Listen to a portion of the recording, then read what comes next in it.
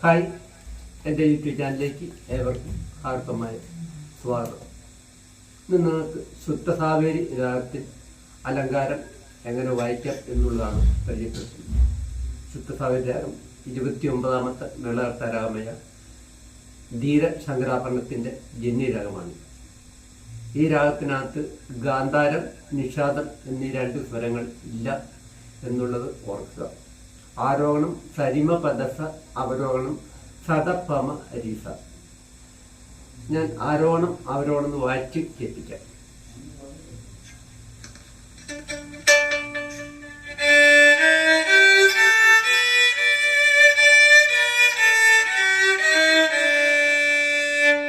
ഋഷഭം, ദൈവതം ഈ രണ്ട് സ്വരങ്ങൾ കൂടിയ സ്വരസ്ഥാനങ്ങളാണ്.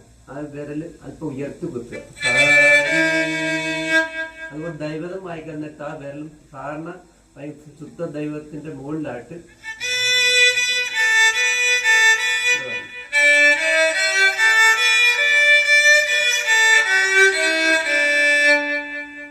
രൂപതാളത്തിലാണ് ഈ അലങ്കാരം പരിചയപ്പെടുത്തുന്നത്.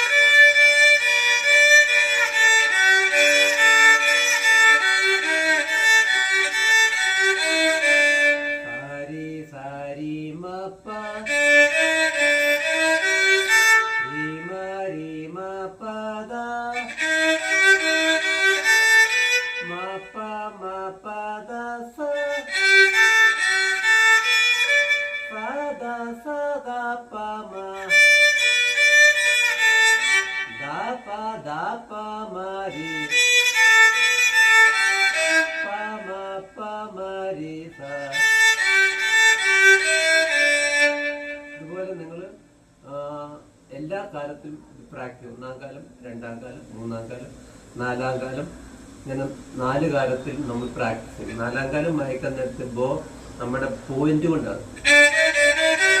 ഈ പോയിന്റ് കൊണ്ട് വായിക്കുന്നത് സ്പീഡപ്പായിട്ടുള്ള നോട്ടുകളൊക്കെ വായിക്കുമ്പോൾ ബോയുടെ പോയിന്റ് കൊണ്ടാണ് വരുന്നത്. പോയിന്റിൽ നിന്ന് നമ്മൾ ഈ നടുഭാഗത്തിന് നമ്മൾ 3ആയിട്ട് തിരിച്ചു കഴിഞ്ഞാൽ ഇത് നമ്മൾ ഇട്ടിട്ട് മറ്റ് നമ്മൾ പോയിന്റ് ഉദ്ദേശിക്കുന്നത്. അപ്പൊ ഈ പോയിന്റിന്റെ ഇത്രയും ഭാഗം കൊണ്ടാണ് നമ്മൾ 4ാം കാലമൊക്കെ വായിക്കാൻ പറ്റും.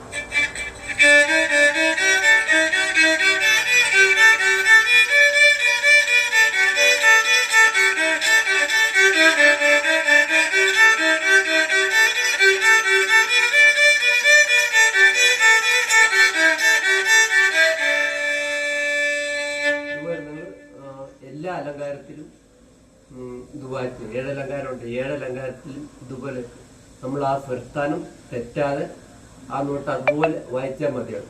അപ്പൊ 7 അലങ്കാരം നിങ്ങൾ ഈ രാഗത്തിനകത്ത്, ശുദ്ധ സാവേരി രാഗത്തിനകത്ത് നിങ്ങൾ പ്രാക്ടീസ് ചെയ്യുക. നിങ്ങൾക്ക് പഠിച്ചെടുക്കാൻ പറ്റും. എല്ലാ കാര്യത്തിലും പ്രാക്ടീസ് ചെയ്യുക.